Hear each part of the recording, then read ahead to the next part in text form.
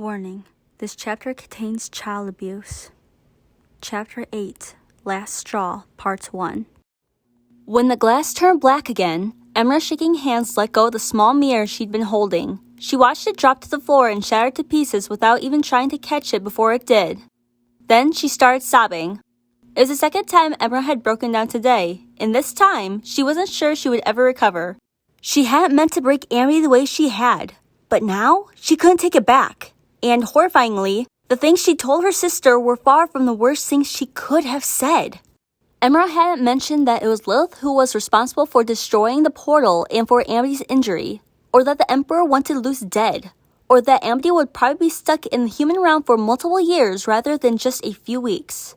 Compared to those things, what Emra had told her sister was basically harmless, and she didn't even want to imagine the fallout of Amity eventually learning the truth about all of that if the least bad news broke her this badly. Her brother was sitting next to her and didn't know how to help her. Titan, he didn't even know how to help himself, despite the fact that Luce and Amity had agreed to the idea of the twins pretending to be their parents and throwing their daughter out. He felt awful about all the mean things he'd said to Amity. And even though he knew that the main reason why his little sister had cried had been Emra's words, who had definitely taken it way too far with what she'd said and especially with how she said it, he couldn't help but feel guilty. There was a part of him that wanted to yell at Emra for what she'd said to Amity, despite knowing just how much it would hurt her. But he wasn't the type to lash out in a desperate attempt to make himself feel better. He'd just have felt worse afterwards. I'd never be able to look either of my sisters in the eyes again if I made one of them cry on purpose. I don't know how she managed to finish the call before breaking down. They were sitting on the couch in their room in silence. Neither of them said a word. Emra just sobbed quietly. They still shared a room even after all these years, despite the fact that the mansion had more than enough space for them to have separate rooms because their mother insisted that they did, just like she insisted on the matching outfits. It was as if the moment the twins had chosen to stick together against their parents as children, their mother had decided to treat them as if they were actually the same person, refusing to let them develop a normal sense of individuality and only signaling one of them out when she decided who she wanted to yell at for getting the worst grade. Their parents weren't home yet, but would be soon enough. And then it was time for the part of the evening the two of them had been dreading ever since King had suggested it. Telling the parents the truth and asking them to find a way to help Amity. People always said it couldn't hurt to try. But the rising feeling of dread in Edric's chest made him feel a lot less certain about that saying. For a really long time, they just sat there, unmoving. Both just trying to cope with what had happened by themselves while silently vowing to never ever repeat it, no matter the circumstances. Then they heard the heavy front doors open and close again, and were forced to pull themselves together. The twins told their parents what had happened as vaguely as they possibly could. Of course, neither of them mentioned the reason Amity had gone after Luce or that they were currently working on creating a new portal with Ida. For Ida's safety as well as their own, she'd barely been present in the story at all. You two have connections to Belos, don't you? You have to pull some strings so we can get Amity back home, Emerald pleaded after they finished. Her desperate gaze met her father's for the first time since they had begun talking about what had happened. And she found that his expression was still the same cold, emotionless smile it had been when they'd finished dinner. The twins had barely touched their food, but had waited until their parents had finished eating and then asked them to stay at the table with them for a bit, because they had something important to talk about. Elidor and Adalia had just listened without saying a word. Now they exchanged a look and shook their heads before looking back at their children. We were already informed of that unfortunate development, Aldor said calmly. What do you mean you were already? Edric started, but his mother silenced him with a crying gesture. Belos informed us of yesterday's events early this morning to ensure our loyalty still lies in the right place, which, of course, it does. Alador crossed his arms and gave his children a stern look. So, you knew about what happened and chose to lie to us about your sister's absence yesterday? Edric and Emra stared at him in disbelief. That's it? That's what you're taking from all the things we just told you? Are you serious? Amity could be in severe danger and you're lecturing us about nonsense like that? Edric couldn't believe what he was hearing. She's been spending too much time with the human girl lately. I had a feeling this wouldn't end well, Odalia shrugged. It was terrifying just how calm she was, imagining she might never see one of her children again. It almost sounded like she didn't care at all. Amity old enough to live with the consequences of her own actions. Amity is 14! She's still a child! Emma felt sick. She wanted to strangle both of them. What is wrong with you? Amity made a decision, their father replied coldly. Since she was foolish enough to follow the human, she has no one but herself to blame. It wasn't like the twins had really expected this to work. They knew their parents well enough by now to be able to tell just how much they were willing to sacrifice for keeping their good standing with the Emperor. But they'd at least expected some sympathy, even grief maybe. But instead, their parents didn't seem to care at all. They were completely apathetic. It's an unfortunate waste of talent, but at least it won't be completely in vain. Lilith's going to choose one of you to take Amity's place as her student.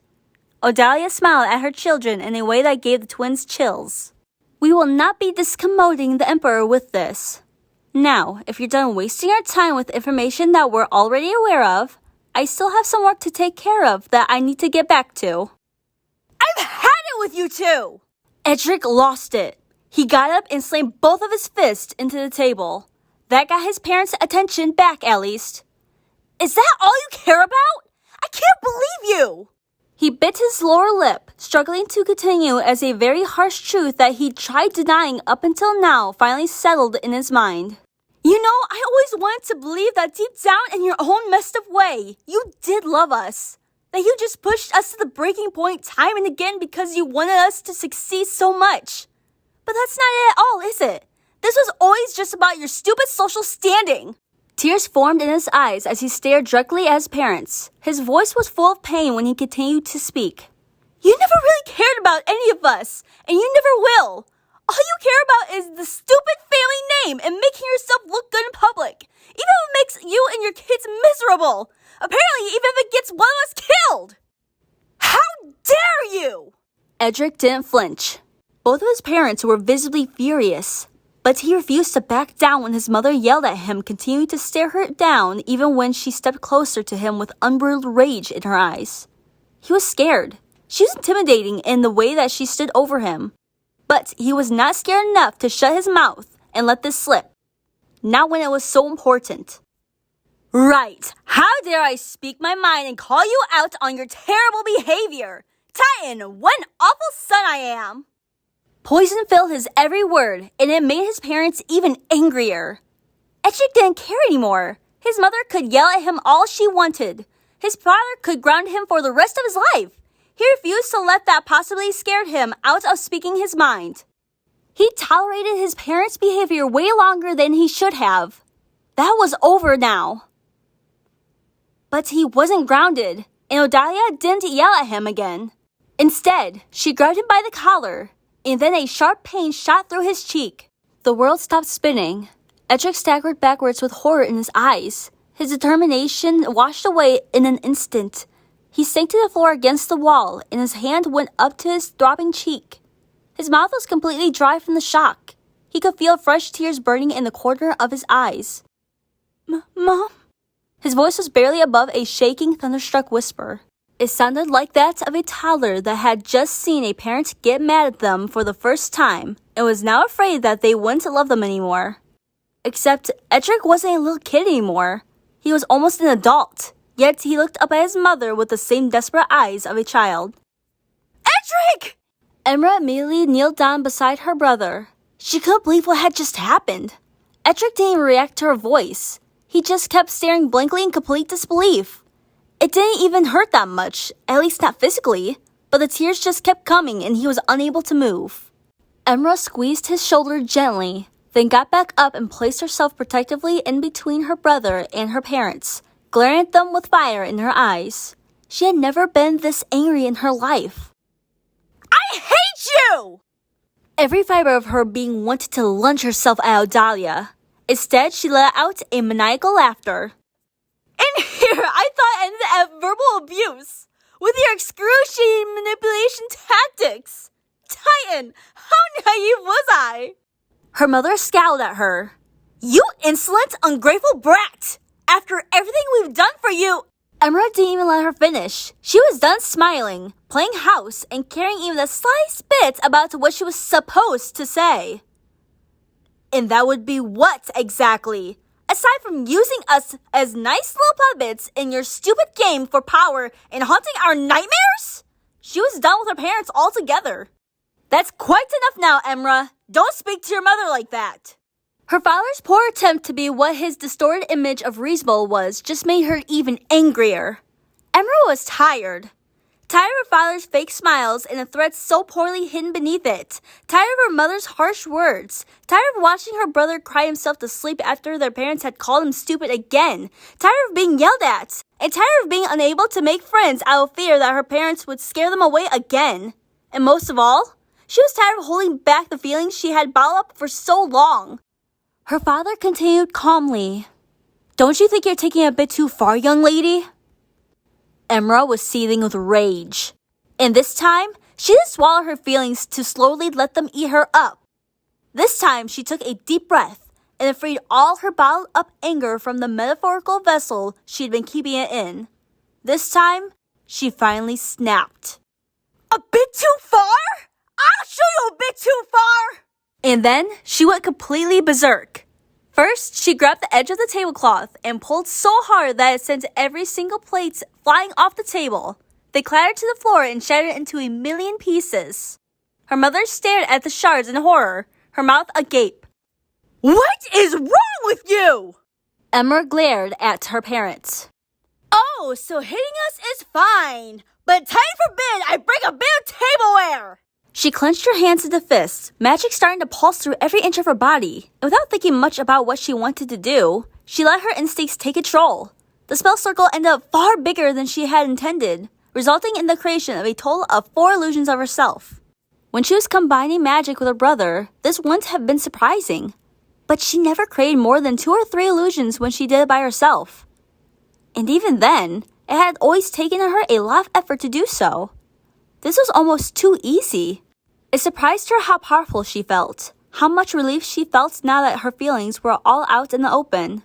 She hadn't felt this in control of a situation in years. And it felt amazing. All the illusions were staring at her parents with the same amount of pure rage that she was. Her mother stared at her, and for a moment she was frozen in shock. Aldor raised his hands defensively in an attempt to get through to her. Emra, you need to calm down. You don't know what you're doing. She let out a dry laugh. Me? I know exactly what I'm doing, she said calmly. In fact, I should have done this ages ago. 5 versions of her looked at each other and nodded, then lifted up the heavy dining room table and sent it flying. The wood and the wall both gave an awful crack when the table smashed into it. Then 2 of them pushed over the cupboard, and whatever was inside it made a splintering sound when it collided with the floor. Aldor gritted his teeth. I didn't want to have to do this, but you leave me no choice. He drew a spell circle into the air, and an abomination took form right next to Emra, the real one, not one of the illusions. Apparently, he'd kept an eye on the real version of her, even among the chaos. Then, another abomination raced from the ground. They grabbed her by both wrists and firmly held her in place, their grip growing tighter the more she struggled against it. She could feel herself slowly being overtaken by panic, when suddenly, one of the abominations released her hand. Keep your abominations away from my sister, you jerk! Edric was on his feet again. He was in tears, still in shock and still reeling from what had just happened. But he'd be darned if he let his parents harm his sister. Since he couldn't keep the tears from blinding him long enough to form an even slightly round spell circle, he reverted to the very unmagic way of smashing a chair through one of his father's creations. It dissolved back into the purple goo. With her right arm free, Emra took care of the remaining abomination with her magic. Is that all you've got? Meanwhile, without even attempting to control them, the illusions she created of herself had grabbed hold of both her parents the same way she'd been captured. It took Emra a moment to understand what had happened. Her illusions had somehow mirrored the behavior of Aldor's abominations. She wasn't sure how that was even possible. How much magic had she used? Usually her illusions only had a fraction of her own strength, maybe about the same amount if she created one and focused on it. But apparently these were a lot stronger than she was, or they wouldn't have been able to overwhelm her parents like that.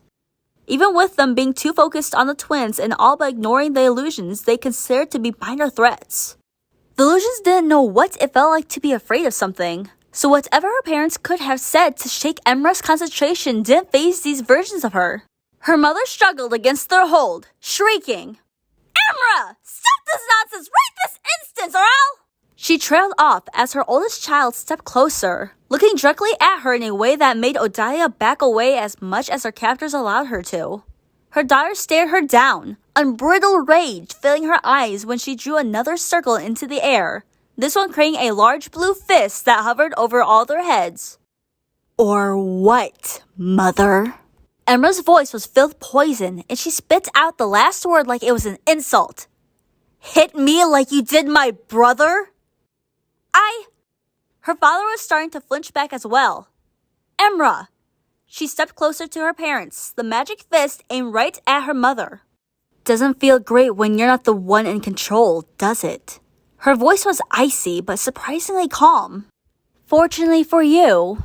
The fist disappeared and Emra channeled all her remaining energy into one more spell that just knocked both of her parents out cold without harming them. "I didn't turn out very much like you." Her illusions vanished into thin air. She stared coldly at the two unconscious adults for a moment.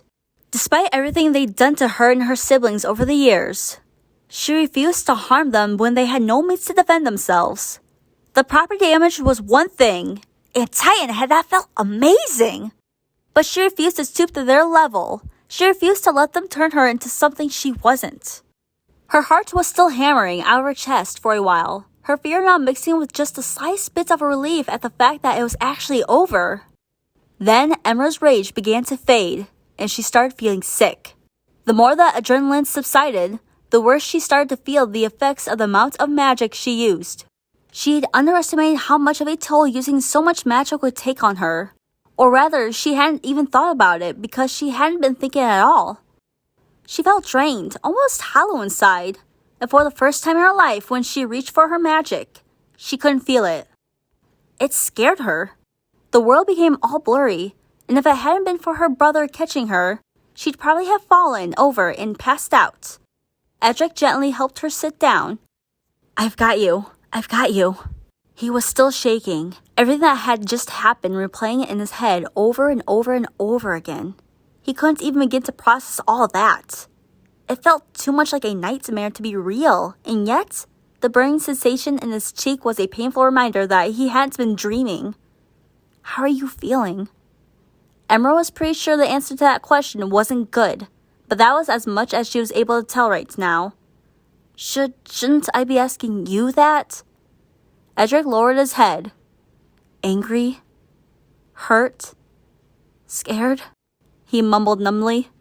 Emra couldn't even look at her brother. She was too afraid of seeing the pain in his eyes. But she reached for his hand before mumbling, Me too, Ed. Me too. She wasn't planning on sticking around long enough to find out how livid they would be when they woke up, and one look from her brother was enough to be certain he was thinking the same thing. They tolerated their parents' increasingly worsening behavior for way too long. What had happened today was the last straw. Finally, Edric said out loud what they'd both been thinking. Let's get out of here. For good.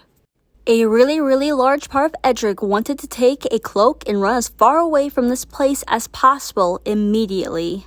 Every additional second they had to spend at Blight's Manor filled both of the twins with fear and dread. But just running away without a fraction of a plan wasn't really an option. So they stayed at the house a bit longer than either of them would have liked to pack some of their belongings into the magic bags they owned that looked small on the outside, but actually had an almost infinite amount of space on the inside.